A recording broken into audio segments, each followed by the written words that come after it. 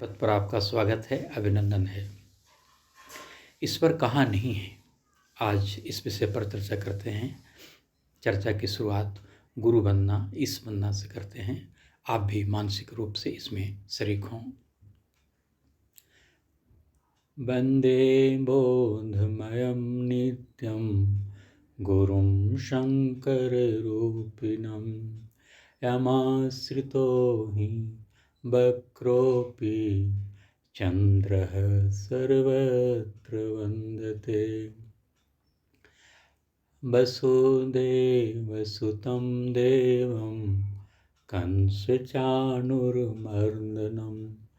देवकी परमानन्दं कृष्णं वन्दे जगद्गुरुम्। ॐ भूर्भुवः स्वः तत्सवितुर्वरेण्यं भर्गो देवस्य धीमहि धियो यो नः प्रचोदयात्।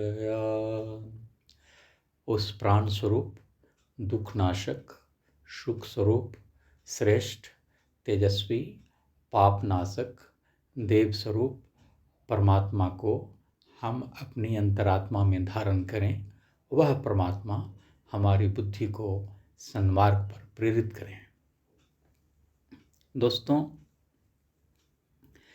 ईश्वर सर्वव्यापी हैं। ईश्वर सृष्टि के कण कण में व्याप्त हैं, ब्रह्मांड के कण कण में व्याप्त हैं। इसको लेकर हमारे शास्त्रों में अनेकों कथाएं हैं, अनेक प्रकार की कहानियां हैं।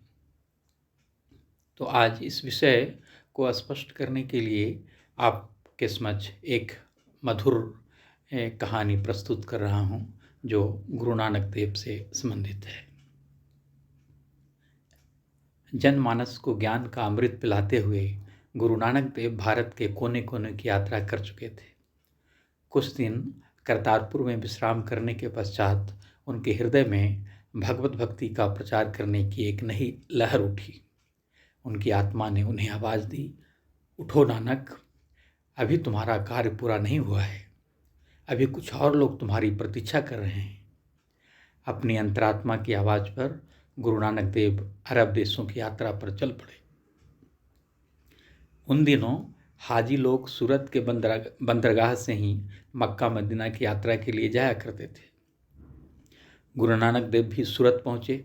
वहाँ से पानी वाले जहाज पर चढ़कर वे अरब देशों की ओर चल पड़े। भाई मर्दाना भी उनके साथ थे। सागर तट से मक्का तक पैदल चलते चलते गुरुजी मरुस्थल की यात्रा में काफ़ी थक चुके थे। मर्दाने को उन्होंने कहा कि अब तुम सो जाओ। वहाँ हज यात्रा करने आए सारे हाजी गुरु नानक देव के आसपास ही लेटे हुए थे। रात में गुरु नानक देव जब ठंडी ठंडी रेत पर सो रहे थे तो उनके पांव मक्का की ओर थे, जिसे काबा कहा जाता था।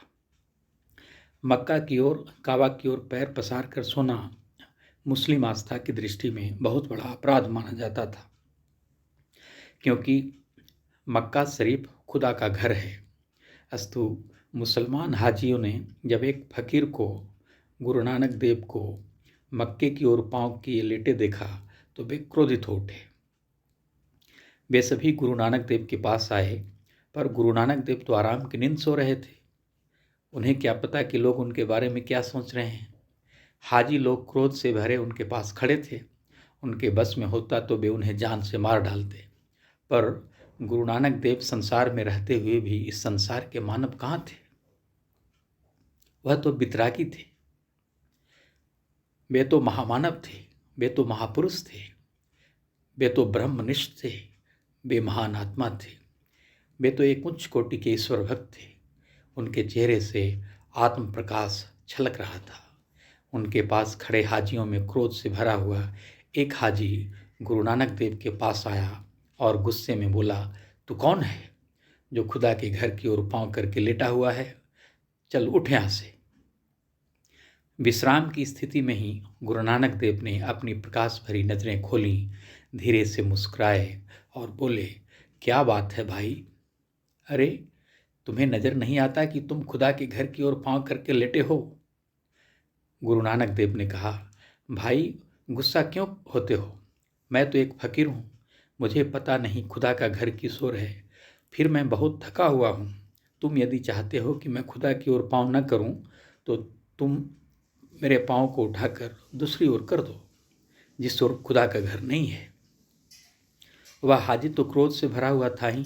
उसने बड़े क्रोध और नफरत से गुरु जी के पाँव को उठाकर दूसरी ओर कर दिया। पर यह क्या, वह हाजी जिस ओर गुरु जी के पाँव घुमाता, मक्का भी उसी ओर घूम जाता। हाजी ने समझा, शायद यह मेरी भूल है, शायद मैंने पाँव घुमाए नहीं होंगे, इसलिए अभी भी पैर मक्का की ओर ही हैं। उसने एक बार फिर पाँव घुमा दिए, मगर खुदा का घर फिर उसी ओर घूम गया। वहाँ खड़े सभी हाजी यह देखकर दंग रह गए। वे चुपचाप खड़े थे। यह चमत्कार देखकर हाजियों ने सोचा, भला यह कैसा व्यक्ति है जिसने खुदा के घर को हिला दिया? यह जरूर कोई पहुंचा हुआ फकीर है, महात्मा है। वहाँ खड़े सभी हाजी गुरु नानक देव के चरणों में गिर पड़े और क्षमा मांगने लगे। यह बात वहाँ चारों ओर फैल गई। दूर देश से आए हाजी, काजी, मौलवी आदि गुरु नानक देव के पास आने लगे। वे सभी गुरु नानक देव से वार्तालाप करने को उनके पास बैठ गए, पर वार्तालाप के बहाने वे सभी वास्तव में गुरु नानक देव की परीक्षा लेना चाहते थे। अंतर्यामी गुरु नानक देव उनके मनोभाव को समझ चुके थे।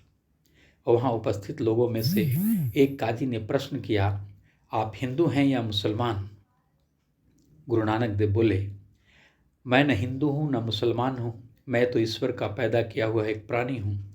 मैं उस ईश्वर का सच्चा सेवक भर हूँ। यदि आप कुछ नहीं हो तो बताओ, हिंदू मुसलमान में से अच्छा कौन है? दोनों ही ईश्वर के द्वारा पैदा किए हुए प्राणी हैं। हाजी ने प्रश्न किया। फिर गुरु नानक देव बोले, ईश्वर तो प्रेम का सागर है। जहाँ प्रेम है वहीं ईश्वर है, और जहाँ नफरत है वहाँ शैतान है। प्रश्न यह नहीं है कि ईश्वर कहाँ है, प्रश्न यह है कि ईश्वर कहाँ नहीं है। वह तो सृष्टि के कण कण में व्याप्त है। वह तो हर प्राणी की आत्मा में विराजमान है। वह सर्वत्र है, सर्वव्यापी है। वह निराकार ब्रह्म कहाँ नहीं है? वह यहाँ भी है और वहाँ भी, वह पास भी है और दूर भी। वह तो ब्रह्मांड के कण कण में व्याप्त है। इसलिए ईश्वर की पूजा करनी है तो मन से नफरत और हिंसा को निकालकर हृदय में प्रेम भरकर उसकी पूजा करो। ईश्वर की पूजा प्रेम से ही की जा सकती है और उन्हें प्रेम दृष्टि से ही देखा, समझा और अनुभव किया जा सकता है। गुरु नानक देव की बातें सुनकर वहाँ उपस्थित सभी हाजी, काजी, मौलवी हतप्रभ थे और विस्मित भी। गुरु नानक देव को सुनकर उन्हें यह समझ में आ गया था कि वास्तव में ईश्वर सर्वत्र है, व्यापक है। वह प्रेम स्वरूप है, ज्ञान स्वरूप है, आनंद स्वरूप है। अंततः वे सभी गुरु नानक देव के चरणों में नतमस्तक हो गए। यह कहानी यह बताती है कि ईश्वर सृष्टि के कण कण में व्याप्त हैं। वह सर्वत्र हैं, यत्र तत्र सर्वत्र हैं। अस्तु हमें इस विश्व ब्रह्मांड के कण कण में भगवान को देखना चाहिए, उन्हें अनुभव करना चाहिए। धन्यवाद दोस्तों। इस चैनल को सब्सक्राइब करें, लाइक करें और अधिक से अधिक लोगों तक शेयर करें, जिससे ज्ञान का प्रकाश चारों ओर फैले और सभी लोगों का कल्याण हो। और अंत में सिया राम मैं सब जग जानी, सिया राम मैं सब जग जानी, करहूँ प्रणाम जो और जुग पानी, करहूँ प्रणाम जो और जुग पानी। धन्यवाद।